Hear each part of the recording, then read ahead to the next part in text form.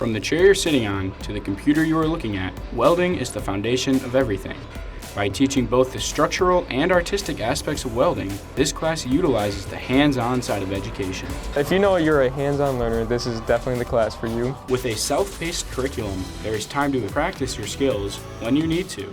The atmosphere and the teachers, how everybody acts, it's relaxed, but you have to get stuff done.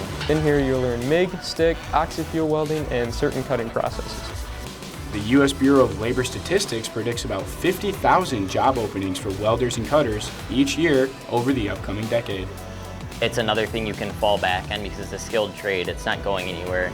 You're always going to need welders, you're always going to need your mechanics, and that's why generally I think the CTE program is a very good thing to have. The Southwest Washtenaw Consortium program provides an opportunity for students to practice the careers of tomorrow today.